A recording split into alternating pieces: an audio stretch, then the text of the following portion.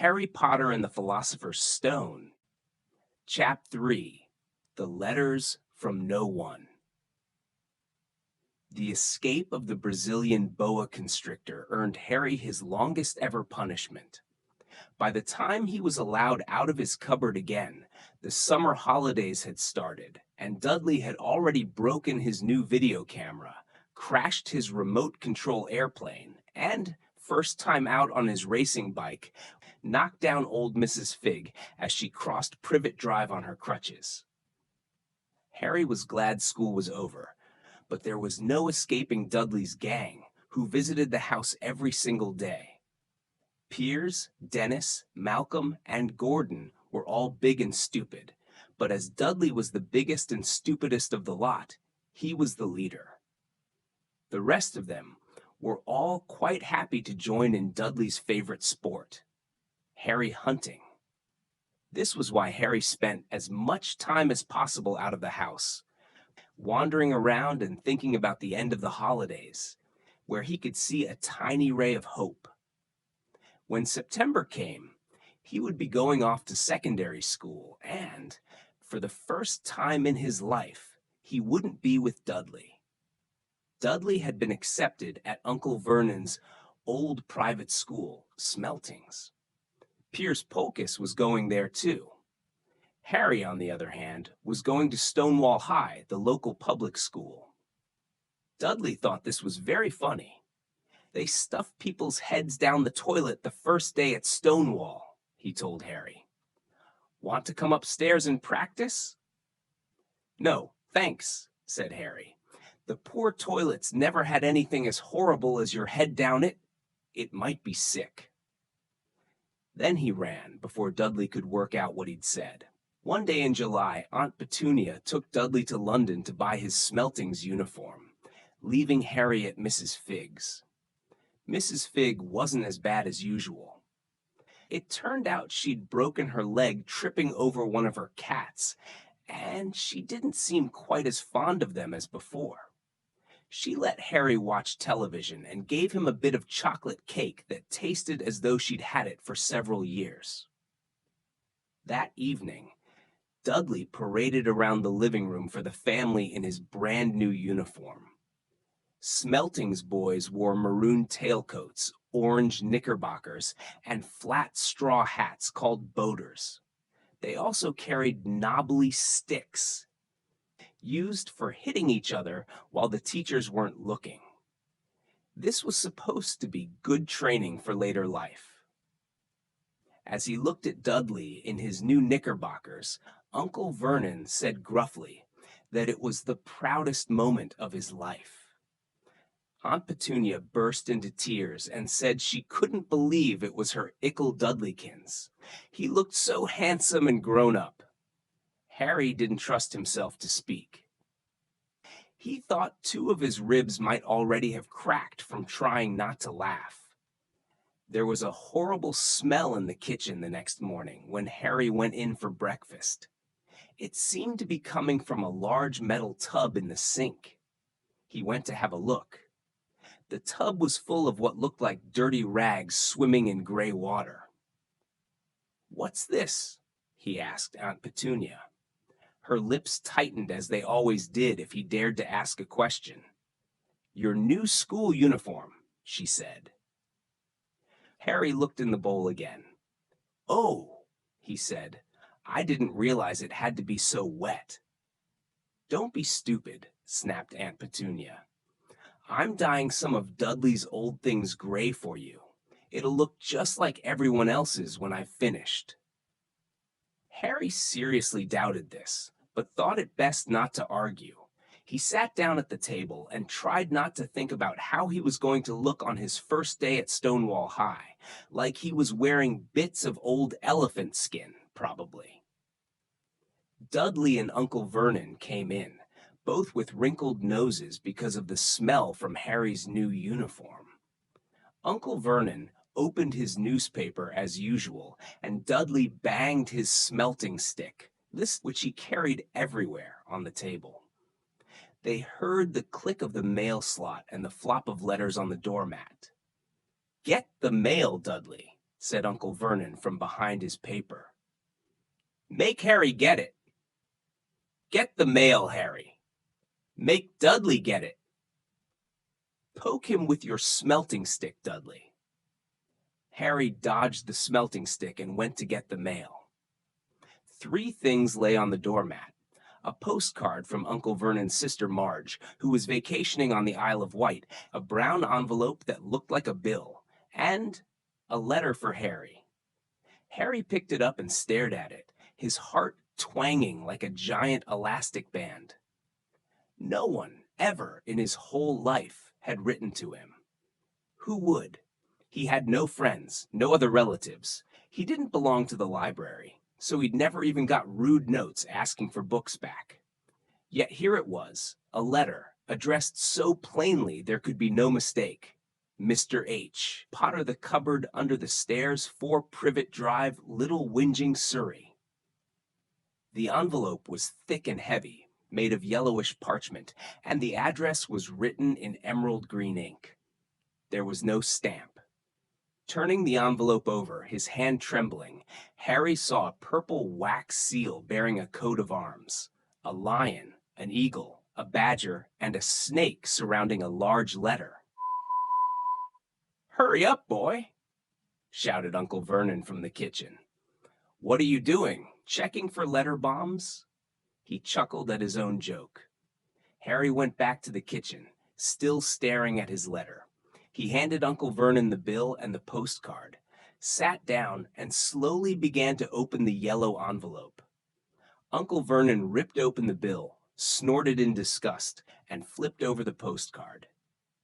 "Marge is ill," he informed Aunt Petunia. "Ate a funny whelk." "Dad," said Dudley suddenly. "Dad, Harry's got something."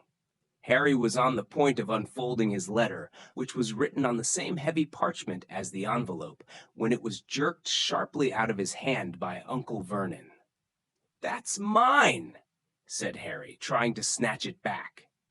"Who'd be writing to you?" sneered Uncle Vernon, shaking the letter open with one hand and glancing at it. His face went from red to green faster than a set of traffic lights. And it didn't stop there. Within seconds, it was the grayish-white of old porridge. "Petunia!" he gasped. Dudley tried to grab the letter to read it, but Uncle Vernon held it high out of his reach. Aunt Petunia took it curiously and read the first line. For a moment it looked as though she might faint. She clutched her throat and made a choking noise. "Vernon! Oh my goodness, Vernon!" They stared at each other, seeming to have forgotten that Harry and Dudley were still in the room. Dudley wasn't used to being ignored.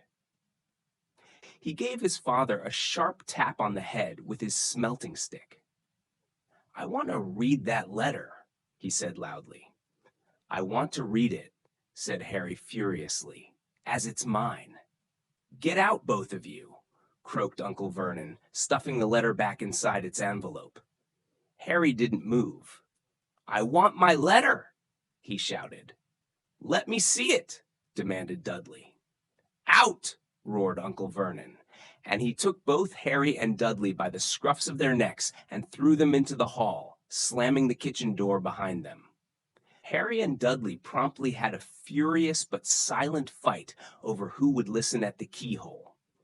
Dudley won, so Harry, his glasses dangling from one ear, lay flat on his stomach to listen at the crack between door and floor. "Vernon," Aunt Petunia was saying in a quivering voice, "look at the address. How could they possibly know where he sleeps? You don't think they're watching the house?" "Watching, spying, might be following us," muttered Uncle Vernon wildly.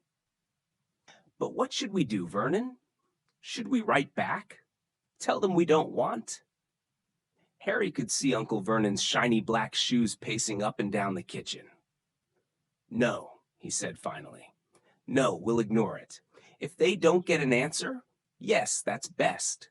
We won't do anything." "But I'm not having one in the house, Petunia.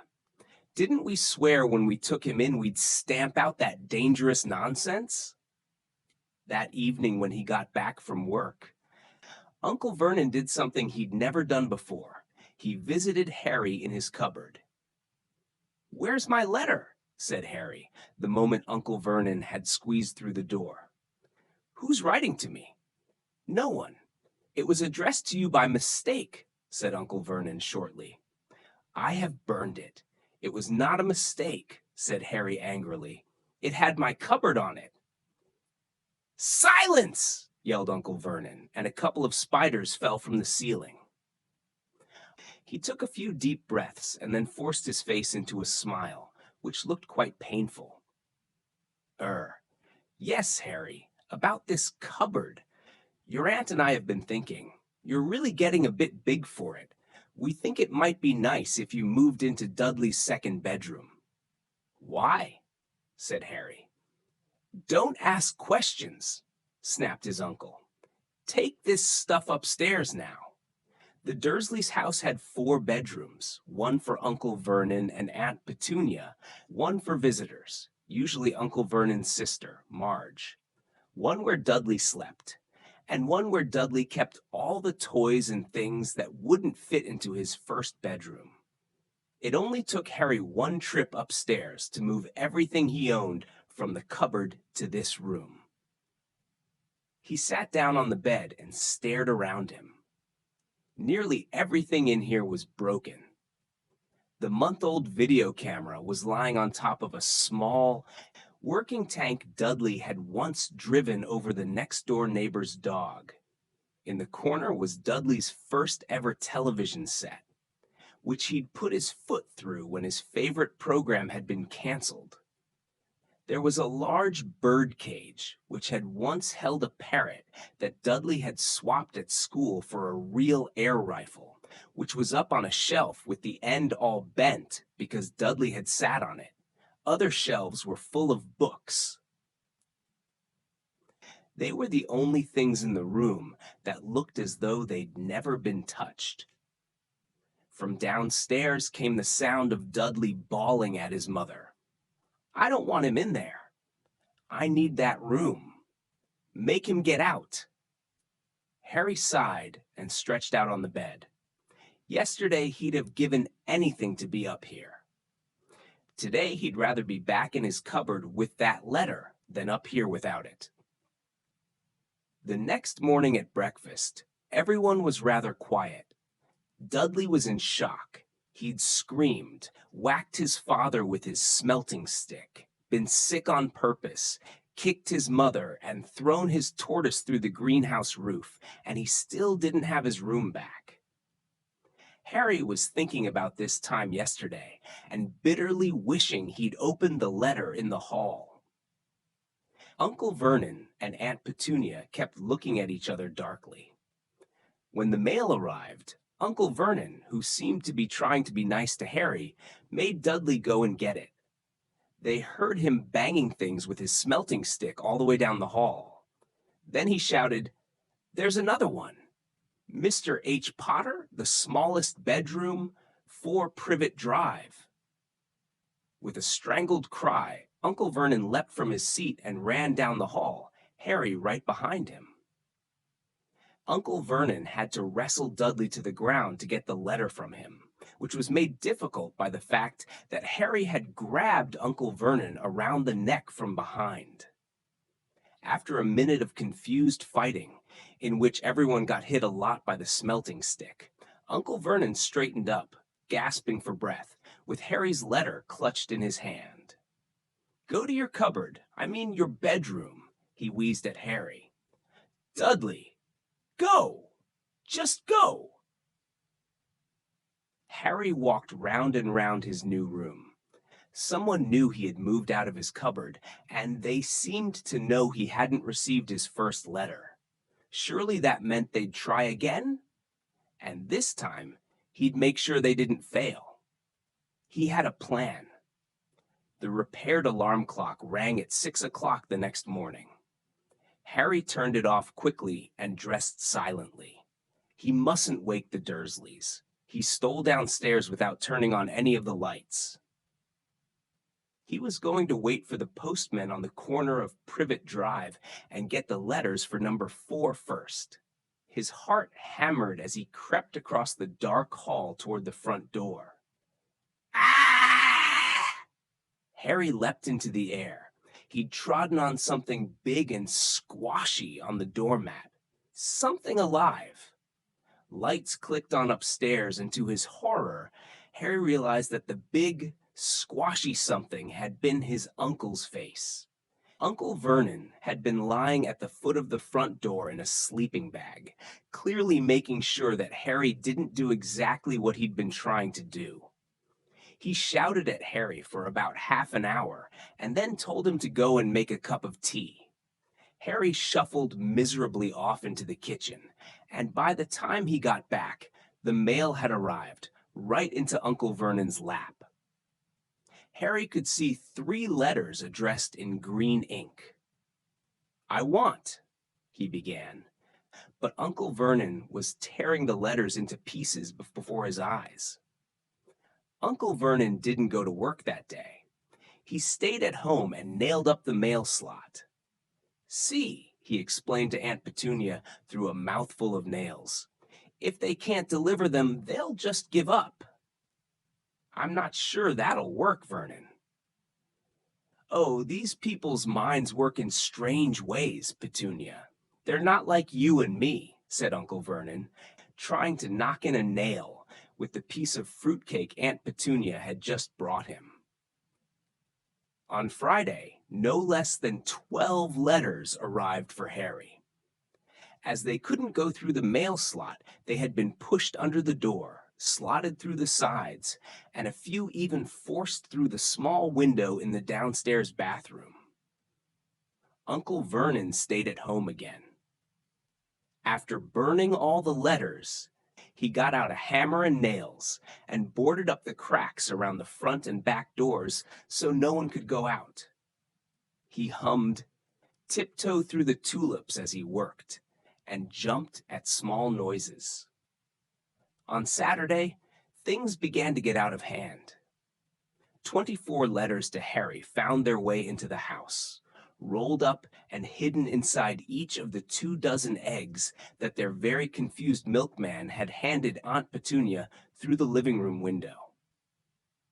While Uncle Vernon made furious telephone calls to the post office and the dairy trying to find someone to complain to, Aunt Petunia shredded the letters in her food processor. "Who on earth wants to talk to you this badly?" Dudley asked Harry in amazement. On Sunday morning, Uncle Vernon sat down at the breakfast table looking tired and rather ill, but happy. "No post on Sundays," he reminded them cheerfully as he spread marmalade on his newspapers. "No damn letters today." Something came whizzing down the kitchen chimney as he spoke and caught him sharply on the back of the head. The next moment, 30 or 40 letters came pelting out of the fireplace like bullets. The Dursleys ducked, but Harry leapt into the air trying to catch one. "Out! Out!" Uncle Vernon seized Harry around the waist and threw him into the hall. When Aunt Petunia and Dudley had run out with their arms over their faces, Uncle Vernon slammed the door shut. They could hear the letters still streaming into the room, bouncing off the walls and floor. "That does it," said Uncle Vernon, trying to speak calmly, but pulling great tufts out of his mustache at the same time. "I want you all back here in 5 minutes ready to leave. We're going away. Just pack some clothes. No arguments." He looked so dangerous with half his mustache missing that no one dared argue. 10 minutes later, they had wrenched their way through the boarded-up doors and were in the car, speeding toward the highway. Dudley was sniffling in the back seat. His father had hit him round the head for holding them up while he tried to pack his television, VCR, and computer in his sports bag. They drove, and they drove. Even Aunt Petunia didn't dare ask where they were going, Every now and then, Uncle Vernon would take a sharp turn and drive in the opposite direction for a while. "Shake 'em off. Shake 'em off," he would mutter whenever he did this. They didn't stop to eat or drink all day. By nightfall, Dudley was howling. He'd never had such a bad day in his life. He was hungry. He'd missed 5 television programs he'd wanted to see, and he'd never gone so long without blowing up an alien on his computer. Uncle Vernon stopped at last outside a gloomy-looking hotel on the outskirts of a big city. Dudley and Harry shared a room with twin beds and damp, musty sheets. Dudley snored, but Harry stayed awake, sitting on the windowsill, staring down at the lights of passing cars and wondering. They ate stale cornflakes and cold tinned tomatoes on toast for breakfast the next day. They had just finished when the owner of the hotel came over to their table. "Excuse me, but is one of you Mr. H. Potter?" "Only I got about 100 of these at the front desk." She held up a letter so they could read the green ink address. "Mr. H. Potter, Railview Hotel, Cokeworth." Harry made a grab for the letter, but Uncle Vernon knocked his hand out of the way. The woman stared. "I'll take them," said Uncle Vernon, standing up quickly and following her from the dining room. "Wouldn't it be better just to go home, dear?" Aunt Petunia suggested timidly, hours later, but Uncle Vernon didn't seem to hear her. Exactly what he was looking for, none of them knew. He drove them into the middle of a forest, got out, looked around, shook his head, got back in the car, and off they went again. The same thing happened in the middle of a plowed field, halfway across a suspension bridge, and at the top of a multi-level parking garage. "Daddy's gone mad, hasn't he?" Dudley asked Aunt Petunia dully late that afternoon. Uncle Vernon had parked at the coast, locked them all inside the car, and disappeared. It started to rain. Great drops beat on the roof of the car. Dudley sniveled. "It's Monday," he told his mother.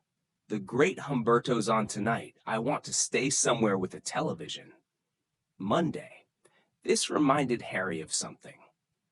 If it was Monday, and you could usually count on Dudley to know the days of the week because of television, then tomorrow, Tuesday, was Harry's 11th birthday.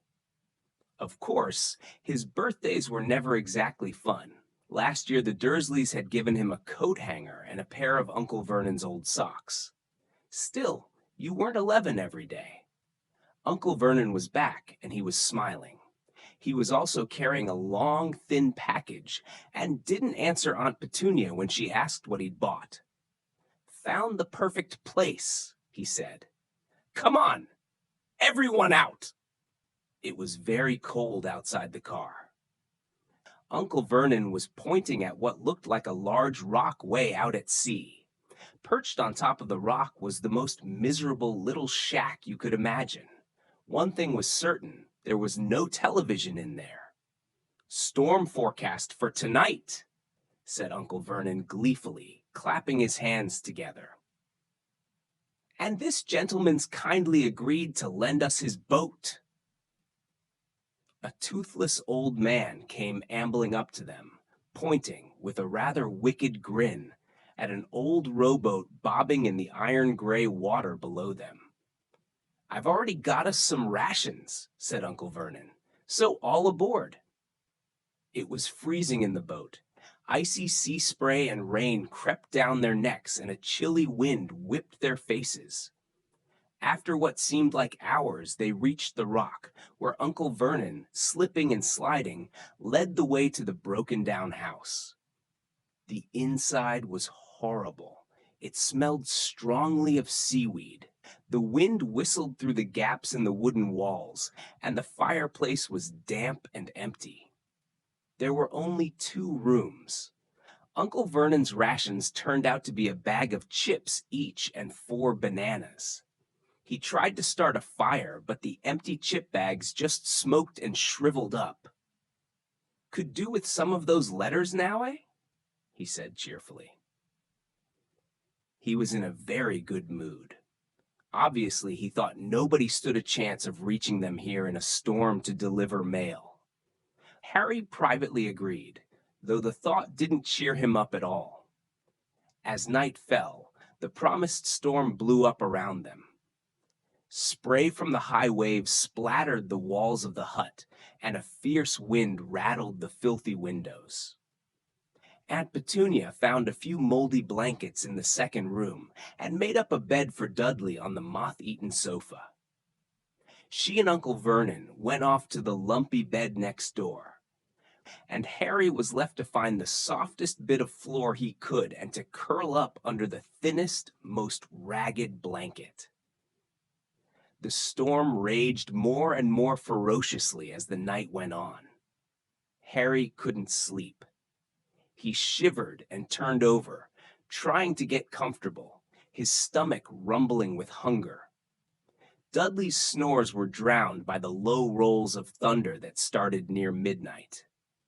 The lighted dial of Dudley's watch, which was dangling over the edge of the sofa on his fat wrist, told Harry he'd be 11 in 10 minutes' time. He lay and watched his birthday tick nearer, wondering if the Dursleys would remember at all, wondering where the letter writer was now. 5 minutes to go. Harry heard something creak outside. He hoped the roof wasn't going to fall in, although he might be warmer if it did. 4 minutes to go. Maybe the house in Privet Drive would be so full of letters when they got back that he'd be able to steal one somehow. 3 minutes to go. Was that the sea slapping hard on the rock like that? And 2 minutes to go, what was that funny crunching noise? Was the rock crumbling into the sea? 1 minute to go, and he'd be 11. 30 seconds. 20. 10. 9. Maybe he'd wake Dudley up just to annoy him. 3. 2, 1. Boom! The whole shack shivered and Harry sat bolt upright, staring at the door. Someone was outside, knocking to come in. Thank you for listening. If you like this video, please like, share, and subscribe to be notified about new videos. Feel free to ask if you need any more help.